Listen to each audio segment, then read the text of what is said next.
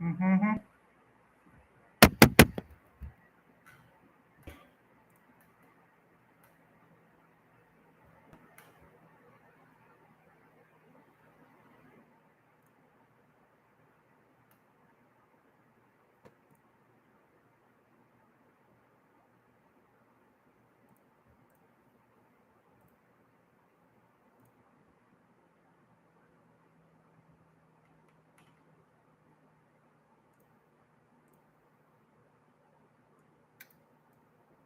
Test, test, test, test. Test, test, test, test.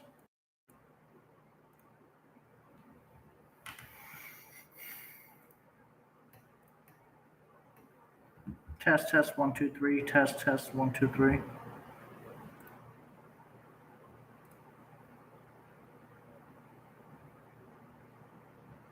Test, test, 1, 2, 3. Test, test, test, 1, 2, 3. Test, test, 1, 2, 3. Can anybody hear me?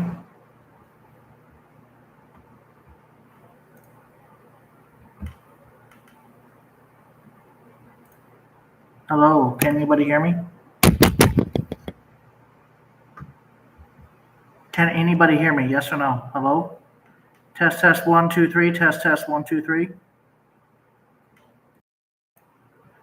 Test, test, 1, 2, 3. Test, test, 1, 2, 3. Can anybody hear me? Type 1, 2, 3, 4 if you can hear me in the chat.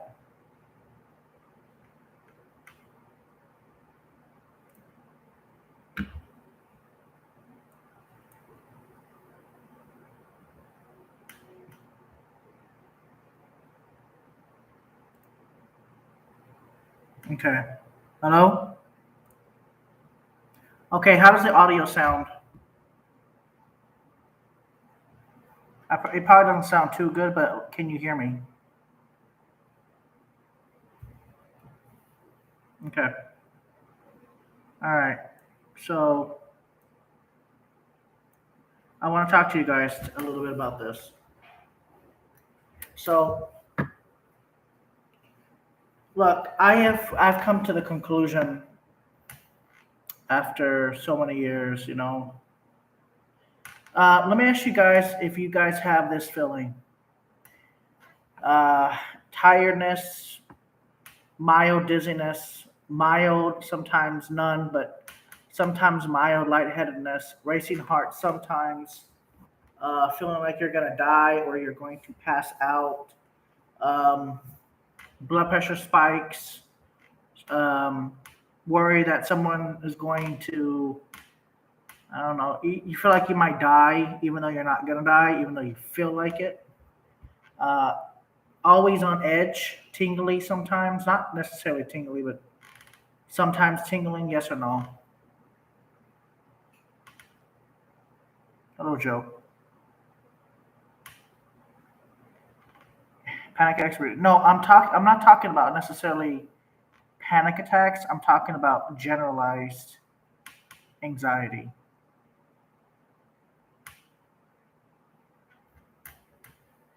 I'm talking about all day long, 24 hours, 365 a year, every single goddamn day.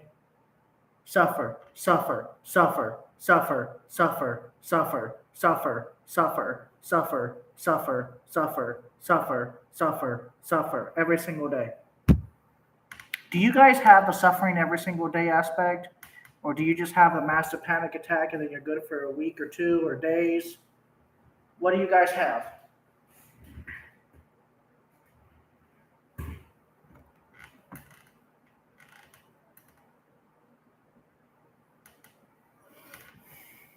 I'm going to ask this, but who the fuck created this virus?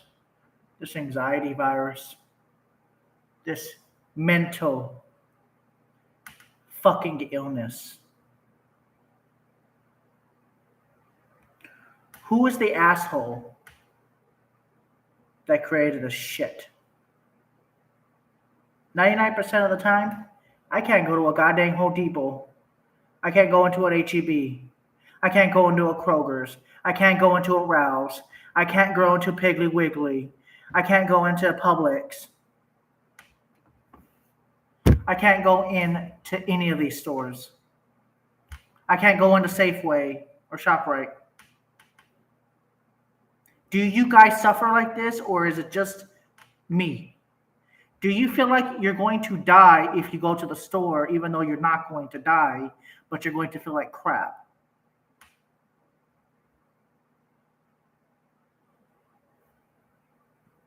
Every single day with medication. Do you guys feel that way that bad, or am I just having some medical problems, you think?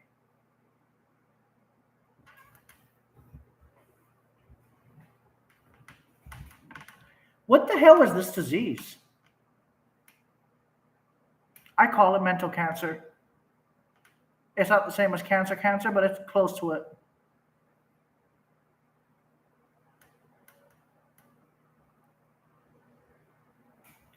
This is a destructive. Anxiety is a destructive illness. It is a destructive piece of crap. It's hard to explain. Every single day. Think about that for a sec. Every day. Look at this. Clammy. What the fuck is this shit? I am too, Shy Wolf. I'm afraid of collapsing. And I think that's one thing a lot of anxiety sufferers suffer with. My problem is why the hell are we wired like this? Did our dad and moms do drugs?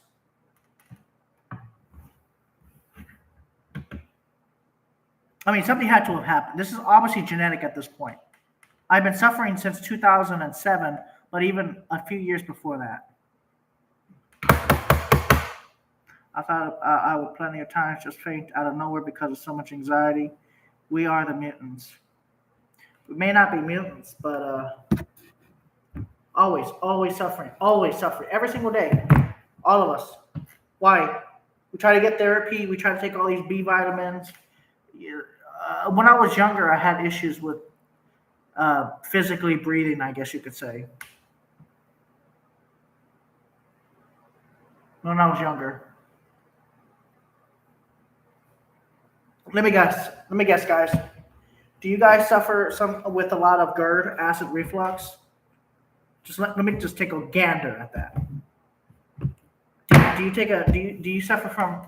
Do any of you suffer from acid reflux of any kind, even if it's mild?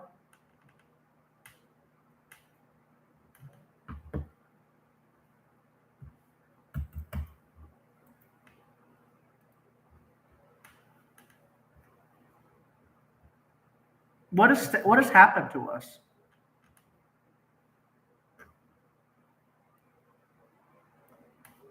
What's happened to us? Who are we? Why are we suffering all the time? Why can't our brain just leave us the hell alone? Why do we suffer every single day? Worry, always worrying for nothing. Every day for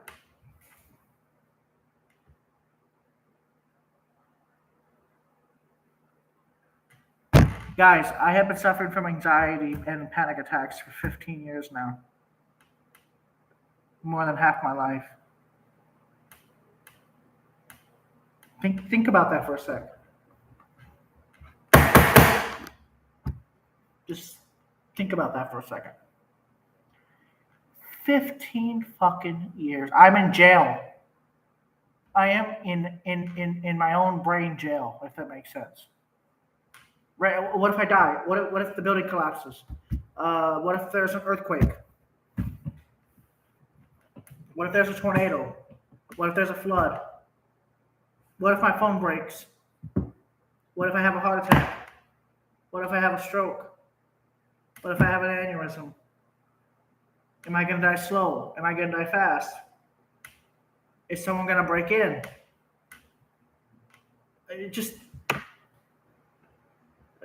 What if I choke?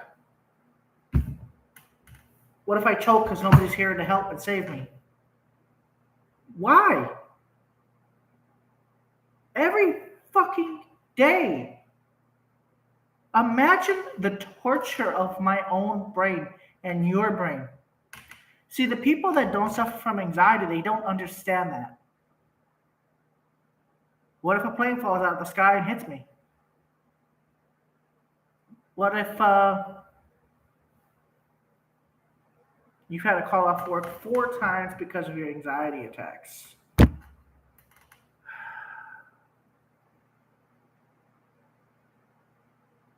And you know what the saddest part is? Most people don't give a shit about us when it comes to anxiety. You know, you see, that's like Carlos Madrigal says, you can't be worrying all the time. Got to enjoy life. Don't you think we know this, dude? Don't you think we try? Dude, we've been trying for 15 years, dude. It doesn't work for some people like us. I think it's genetics. I think it's genetic. Certain people, I think it's genetic. 100%. The amount of anxiety that a person can have is not normal. It's just like no. Like, let me give you an example. Right now, as we're speaking, there are millions of people going to work every single day. They have no dizziness, no palpitations, technically, no heart disease that they know of. They don't have shortness of breath. They can walk up multiple flights of stairs. They can walk down multiple flights of stairs. They can drive their car. They can get into traffic. They can listen to music. They can fly on an airplane. And not one time in their life will they need benzodiazepines, antidepressant, Benadryl, Atarax, Valium, Klonopin, Xanax. Some people will never need the medications or therapy or CBT, cognitive behavioral therapy. That's what I'm saying. I'm like, how do people do this in day and out with absolutely not a flicker or anything? We're not part of their race, if that makes sense. We are a different species of human.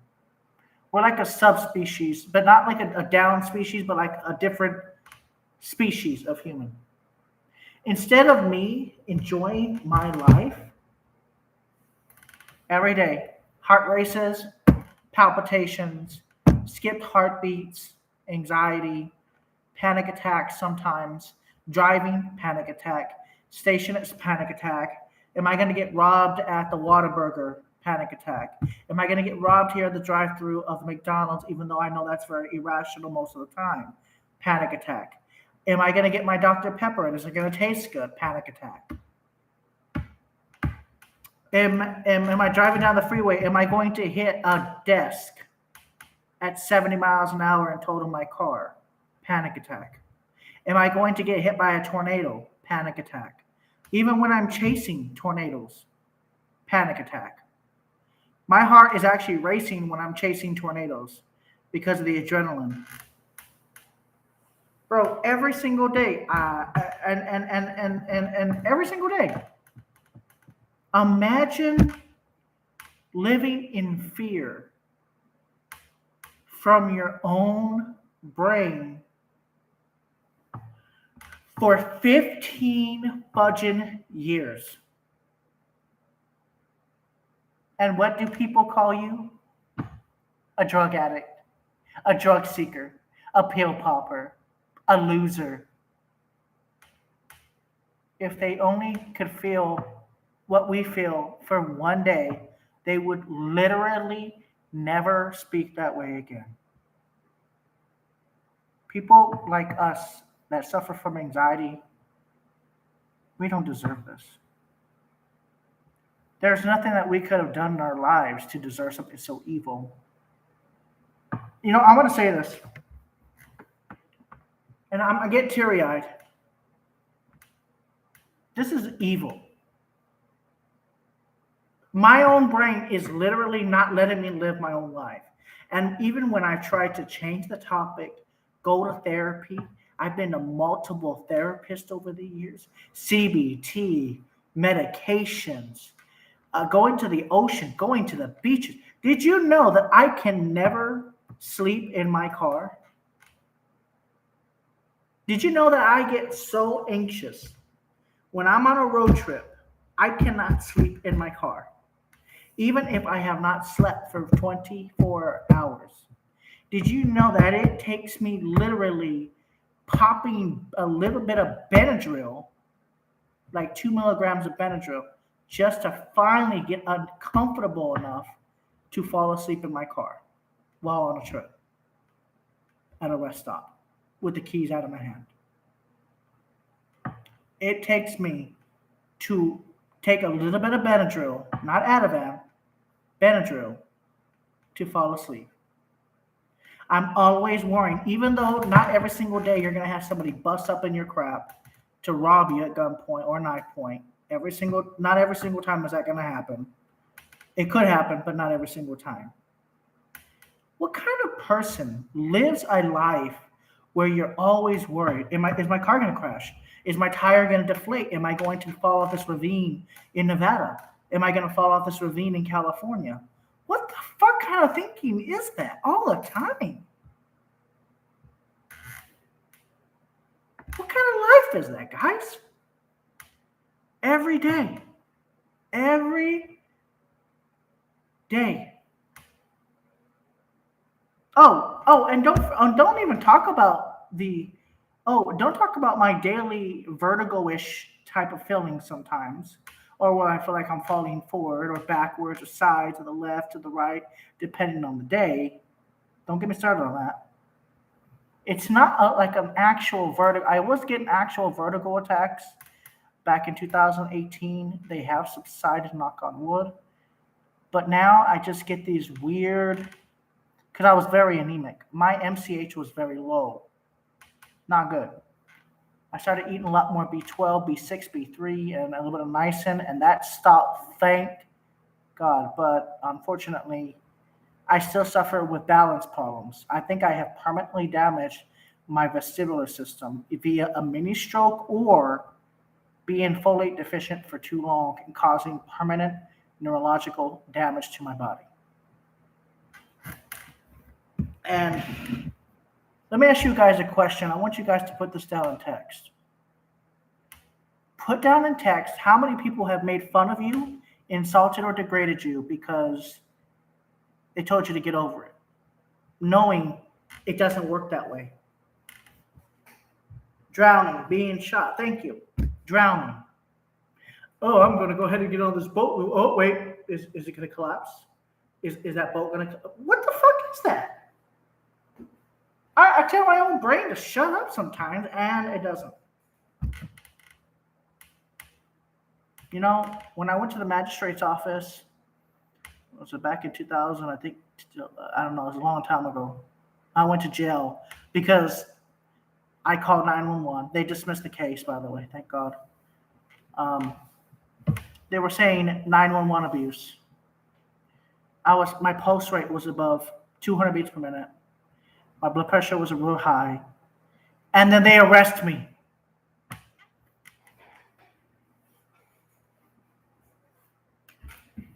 Imagine having a pulse rate of 200 beats per minute and then being arrested. Imagine being put in the back of a police car while being arrested for having anxiety and just having so many anxiety attacks that you actually get arrested for the abuse. Imagine getting arrested for calling 911 to get help. I mean, sure, it is excessive. And I don't like doing it because there's real emergencies. But at the same time, it's like I'm having a panic attack. I think I might be having a heart attack. This was many years ago, but it did happen. And to that day, I still am mad at the operator. I'm still mad at the police officers that did it. They don't give a fuck because guess what? Other than if they're not under a gunpoint, they don't have anxiety like we do, most of them. They might be stressed out a little bit, but they don't have anxiety. So we suffer every single day from a disease, right? An illness within our brain. Isn't that a freaking amazing that our brain can be wired in such a way that it's always misfiring, where it's like anxiety. Hey, bud, the world's ending. The world's ending. How does that happen? Over 15 years now, I've been suffering this bullshit. I have done everything that I've been recommended by multiple doctors. The judge immediately dismissed the case when they tried putting a charge on me for 911 abuse or whatever the fuck they call it back in those days. I don't do it no more. If I'm gonna die now, I'm gonna die. But every day, man. Honestly, I was a kid. I was barely a teenager, bro. Every day. Everybody hates us. Like everybody hates me because I suffer from anxiety. And they're like, toughen it out, toughen it out. Well, the problem with that is my brain won't let me because my brain is always stuck on fight or flight. It's like my phone is frozen on fight or flight mode. You can't reset it. You try to reset it, it won't reset. It's frozen. You can't turn the volume down. Frozen. In elevated status. It's like being held at gunpoint the whole time. For what? Every day, it's the same bullcrap. Every single day, guys. And I tried changing routines. I tried meditating. I tried massage therapy seems to work. No joke. Temporary, but it does work. Massage therapy works. Because when they get into those muscles and they get into your face and I'm like pushing like that, dude, I would love to go back to being a kid right now. Bro, I want to go back to the 90s so bad right now. I just want to, I'll live in La Vida Loca. She'll push and pull you down. I want to go back to living La Vida Loca. And I want to go back to the left. To the left now, y'all. To the right. You know what I mean? Like the cha-chas. Cha-cha. Now we got this fucking failing society. The people are losing their lives, livelihoods. Just, and of course, that's making anxiety worse for me.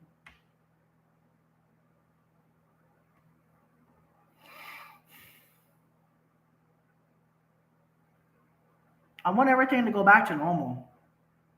I want a normal society. I don't want this hyper ruined society of where they're hurting people and they're doing just evil shit. And now I'm more anxious.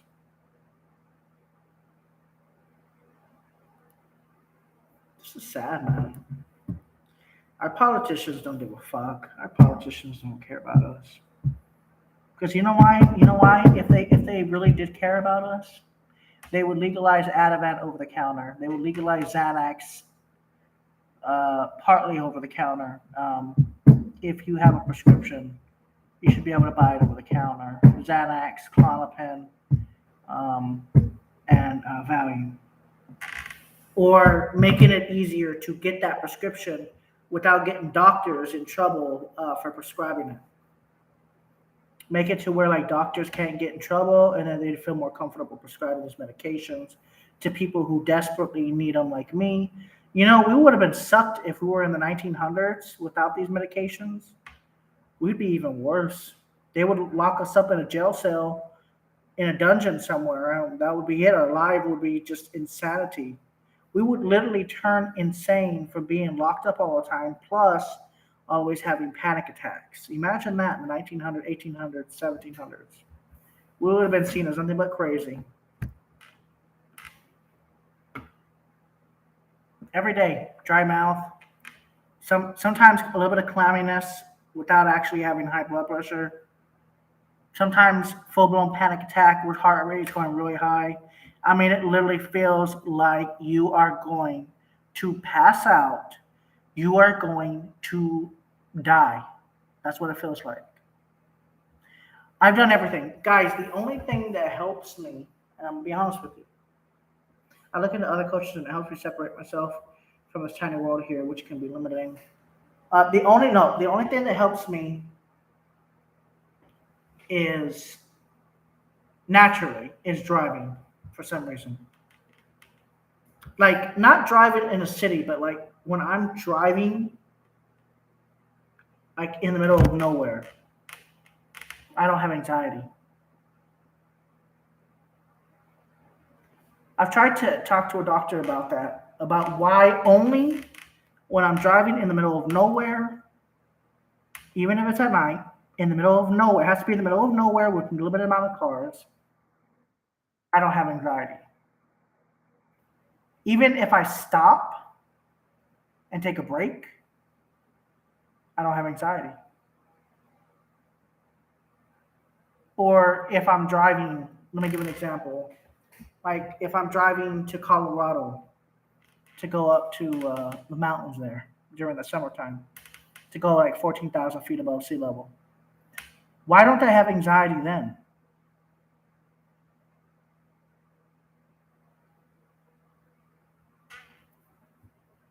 Why? Why is it that when I'm driving long distance, but remote distance, I guess you could call it, I don't have anxiety? But I drive in the city and boom, boom, panic attack, panic, just for no reason. And then, oh, don't get me started on this stigma here. Sir, why did you come to the ER room? Oh, you're having a little bit of chest pain and a fast heartbeat. Maybe you're a little dehydrated. Oh, shoot, we can't get your pulse down after giving you IV hydration. Ma'am, I need some Ativan. I need something to help me calm down. I'm in a full blown panic attack. It's been 2 hours now. It's not stopping. Sir, we don't give benzos unless it's an emergency. If it's an emergency, then we will probably give them.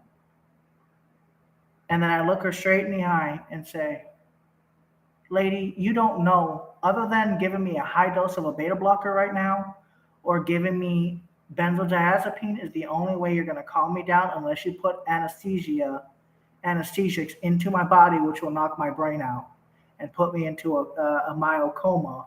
Then, yeah, I guess technically you could bring my heart rate down and my adrenaline down. Oh, you got adrenaline blockers? Don't do that to me. I don't want to take your adrenaline blockers because that shit will F you up if it's not adrenaline. Okay, sir. And then they look like this. I said, are you seeking again, Ben? Are you seeking? A doctor had the audacity to come up and say that. Are you seeking drugs? Do you want benzodiazepines? Well, I'm not going to give you benzodiazepines. That's not going to happen. So what do? I call the police and say, can you transfer me to another hospital? Because I didn't have a car back then. What do? They're like, you're already at the hospital. And I'm like, well, my blood pressure is dangerously high. Can you do something about this? So then the police call the ER room. I'm waiting in the ER room about to get trespassed from the property, actually get trespassed, while my blood pressure is extremely high, over 200 on the top and 120 on the bottom, which is technically a hypertensive crisis.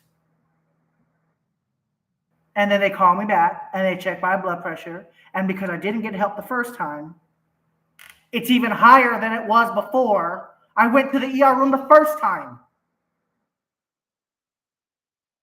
So now we're looking at 230, which is excessively high. I'm in a full-blown panic attack. My face is pale. My hands are pale. There's no blood in my hands at this point. Well, there's blood, but there's not enough blood because now I'm in full flight or flight that it's taking all my blood and putting it only to my heart and lungs and my brain. So my blood pressure is high. And now I can feel it pulsating slightly in my head. That means it's dangerously high. If you can feel it in your fucking head.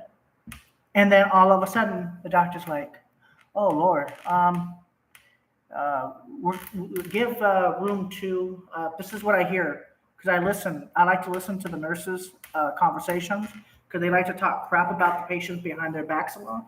And that's on the truth, by the way. Don't think I'm lying. Don't think I'm lying. I've been going to the ER room, and I'm not proud of it for so many years. They talk shit about your behind your back, about the patient stinking, about the shoes that they're wearing sometimes, about the attitude of the patient. So I'm like, so are you going to help me now, or am I going to have to die and then you'll feel better about your ego, doctor? I literally said that to an ER doctor. I didn't mean to, but I was dying or felt like I was literally going to die. I said, is your ego stroked, doctor? I literally said that while laying in an ER room with an IV in my arm with fluids going into my arm. I said, do you still think I am faking it? As I'm not really sweating, but the machine's going ding, ding, ding, ding, and you're seeing 200 on the top and 115 on the bottom. And the guy's like, that doesn't make sense. Why is his blood pressure so high? I was like, maybe because I'm withdrawing from the medication, or maybe because I'm having a full-blown panic attack and the medication I took at home is not assisting me right now. All of a sudden, the doctor's like, comes up, goes like this. He says, oh, shoot, your pulse is high. My pulse on the machine shows 175. I'm doing nothing but laying there, but yet it says a sinus tachycardia. So they do an EKG. He's like, I need your EKG stat. He still refuses to give the benzodiazepine. And I was like, the only way this is going to stop and I'm going to feel better or die is if you give me that benzodiazepine. And you know what they tell me? He's like, no, I'm not going to give it to you. I can give you Vistral. I can give you Benadryl mixed with Vistral. We need to get your pulse down, though. I was like, the only way you're going to get my pulse down and stop my anxiety attack that is out of control is to give me a benzodiazepine.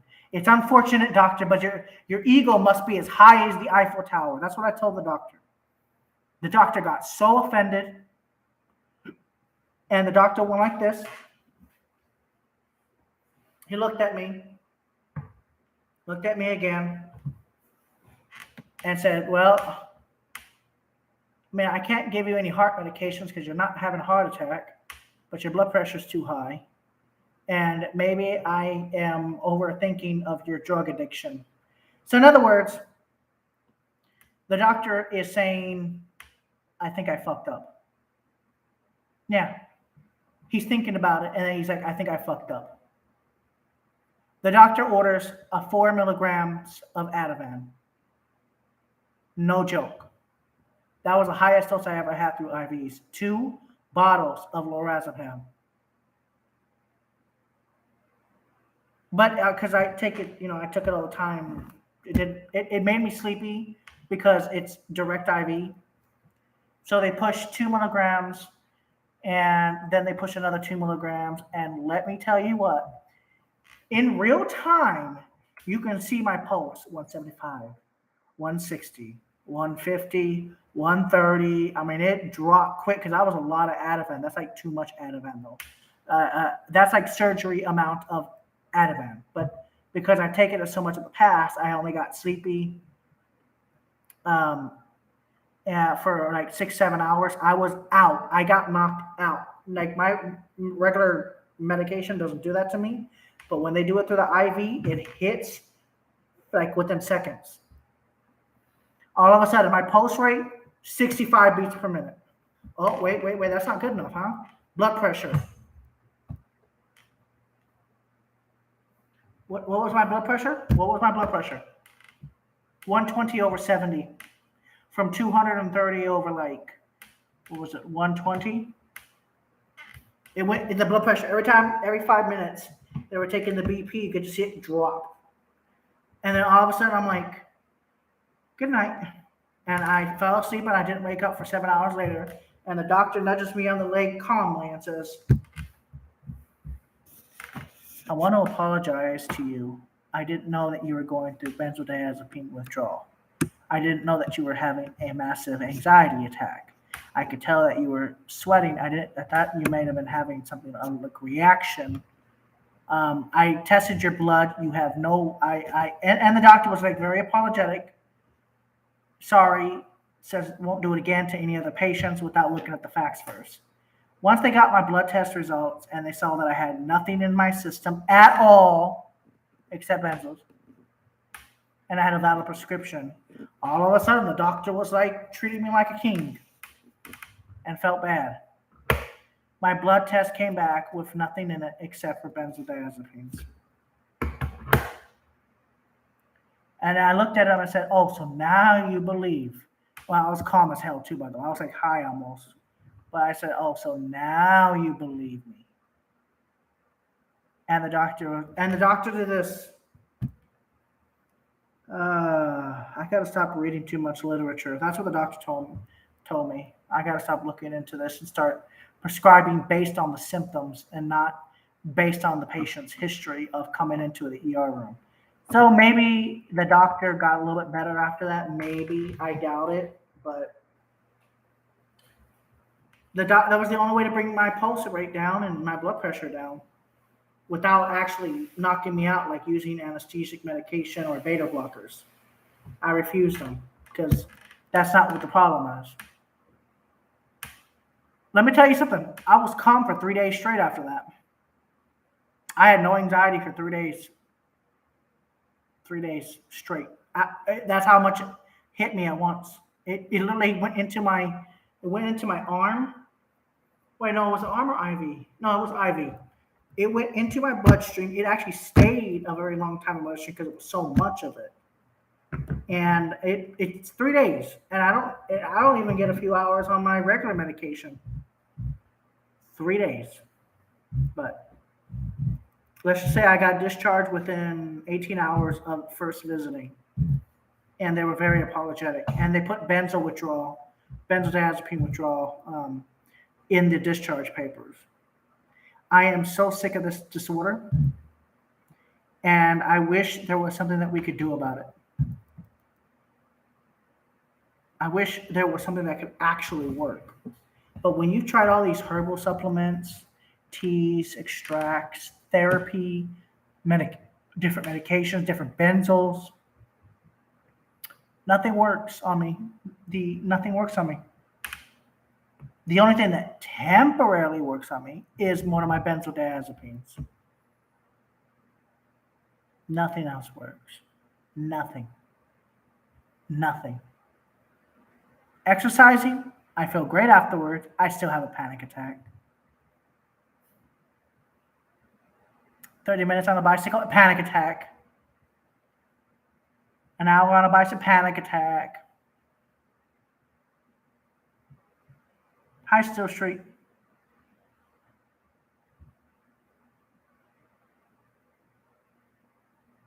It's amazing what anxiety can do to people. It is absolutely amazing how it can destroy many lives, many relationships, many friendships. It can destroy everything. It can destroy your world. It can destroy your world around you. And it's your own brain doing it. We got all these people out here, all these Democrats out here fighting for rights and freedoms. Why can't they fight for people with mental illness and fight for people to help find an actual cure for anxiety without side effects?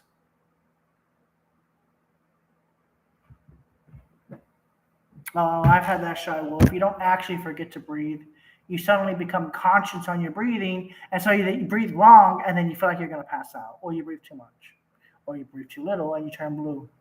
But that's rare. Your body forces you to breathe after a while, unless you have some sort of issue. They don't want people to actually be happy and healthy. They just want you to, well. You know what I'm also thinking too? I think the chemicals they put in American food is abnormal, and I think that's the reason why our bodies are reacting so violently. because we're not having these natural chemicals in our body like in other countries. We have the highest rate of anxiety in the world. And I think it's not only because of the stressful commutes for like people that go to work every single day, but I think it has to do with the chemicals that are in the foods. I really genuinely believe these artificial preservatives, stuff like that, I think ruin our bodies. The dyes that they use, the chemicals. Maybe maybe that's the reason why we're having so many anxiety attacks. And especially over the last, what, 30, 40 years, it's gotten real bad for people. And in a lot of first world countries like the United States, Canada, England, Scotland, Wales, Ireland, New Zealand, Australia has high rates of anxiety. Yeah, when I was in Mexico and I was eating good food, and I was eating some. Okay. When I was in Mexico, I had goat cheese, and let me tell you what, it is so delicious. Okay, I hate to say it, goat cheese tastes so good to me. I know it sounds strange, but I was in Mexico. I was in the boondocks of Mexico, and they have the best cheese. I love my Mexican cheese. I loved when I was in Monclova, Mexico. Monclova, Mexico is a weird northern Mexico city. I stayed there for like, it was weird because this was like back in 2005, I think it was. And I met these people at an apartment complex, and they were like, "Do you want to go to Mexico?" And I was like, "That sounds suspicious." And my dad was like, "That sounds suspicious." But then after we knew them for like more than a year, I was like, "Yeah, I'll go," because they already went on a trip already by themselves, and they crossed the second checkpoint to get to Monclova.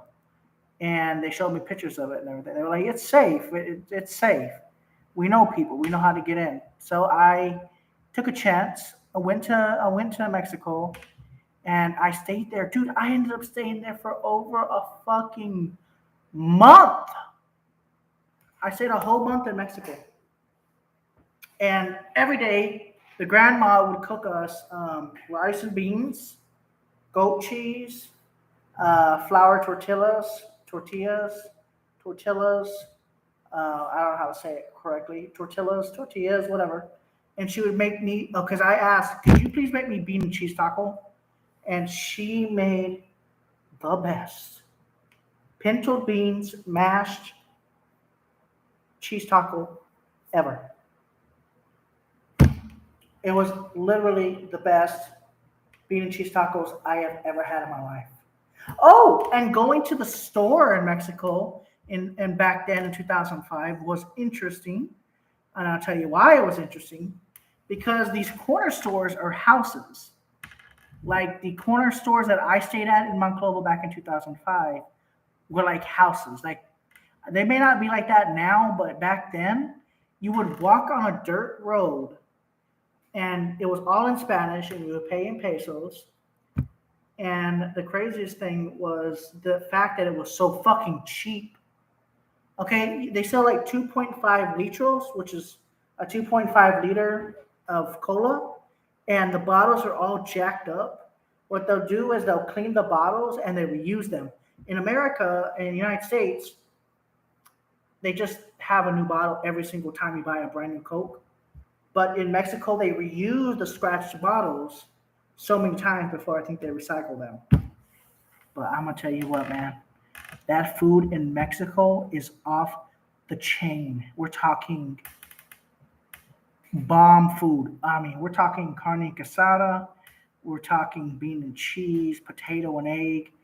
Bro, they know what they're doing in Mexico. Oh, and don't get me started on the enchiladas. Oh, don't get me started on enchilada plates. Oh, authentic Mexico enchiladas. Oh, and they use good cheese too. I don't know what cheese they used. It wasn't goat cheese, but it was a different type of cheese. And man, it was so good. And the cheese was soft, and it was just melt in your mouth, delicioso. And I would literally say to the people in the restaurant, "Delicioso," and they'd be like, like literally laughing because well, that was 2005. There was no drama like with the cartels as much as there is now. It was dangerous, but not as dangerous. And then we went to another place that was even further in Mexico, and I stayed on the floor, on the concrete floor, because there was only one bed in the house. And I ended up staying on the floor of their house, and it was like way deep, and we're talking 700 miles away from Texas after passing the border, so like 800 plus miles, right? And we're like the deepest part of Mexico in a small town. They do have a lot of food places to get food and electricity, water. Oh, and I was watching SpongeBob. I remember now, but it was in Spanish. I remember watching on a little tube TV, and it was in Spanish. And I was like, "Do you have captions for English?" I actually said that back then. They were like, "No, they don't have captions for English here." So I was like, "Can you translate what he says?" And the girl that I was uh, like the girl that was the same age as me, she was trying to translate it for me as fast as possible. I don't remember what episode it was, but I remember SpongeBob being on there. Kojita cheese. Let me look that up.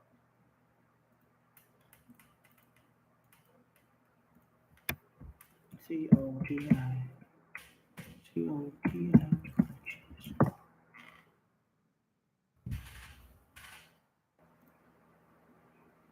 Yep, yep, yep. That's it. It right. The cheese is like really soft, right? Cotija cheese. It's like really soft. Yes, yes. It's made by that company. Kake, skim milk cotija cheese. Yes, it's like soft, right? It's like soft, and it's like it just. Oh, it's delicious. It's like cotija cheese. Yeah, but in Spanish, of course. Yes. Sharp flavor, crumbles, the perfect topping, made with grade A milk. Oh, yeah. Oh, the cochita cheese. Oh my God, dude. Goat cheese and the cochita cheese. Bro, it's like a fluffy cloud of deliciousness. But in Spanish, of course. It wasn't, I don't think it was the company Cheese. I don't think it was cotita cheese. It was cotita cheese, I think, but in Spanish. Let me go to Google.Mexico. Uh, Monclova, Mexico.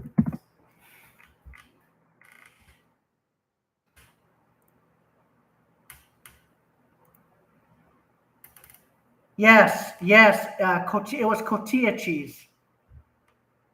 Country of origin, Mexico. Caught you live. Well, I recall the first day I watched you were laying on the bed in the doctor's office. Cat asked the nurse if you were going to die. I found that video since I had an anxiety attack. Angry Gaming coming in with the old video. That was in Venice Beach, California. I never thought I would die. I thought I was gonna die. And actually, no, it was Kakia cheese, Kojia cheese. It was either Kojia or Kojia cheese. Okay, it is the most delicious fucking cheese in the world. I think, in my opinion, Kojia cheese is the best cheese for um, sandwiches and for enchiladas, and just mixing it with rice and beans, and it's just so fluffy. It's the best cheese in the world. You were 100% right. It is Ava cotija cheese.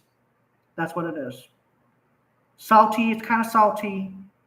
It is not a vegetarian cheese. It's crumbly and dense. It's fresh and firm. It's artesian, Parmesan type. It's delicious. Period.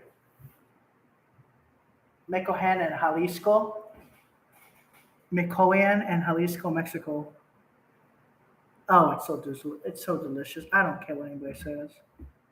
It's a Hispanic style cheese named after the town of Cojita in the Mexican state of Michoacan. This hard, crumbly Mexican cheese is made mainly from cow's milk. Traditionally, cold cheese was made with raw milk aged for 3 to 12 months, but the commercial production's an enzyme to speed up the aging process. You need to go to HEB and get it now, dude. Don't wait. Or wherever you live, go get it. Cotija cheese. Go get it as soon as possible. It's kind of like, it's delicious. It's on a whole nother level. Anyways, guys, I'm going to let this go. If you want to share your anxiety stories, share them in the comments after the video is done publishing, okay?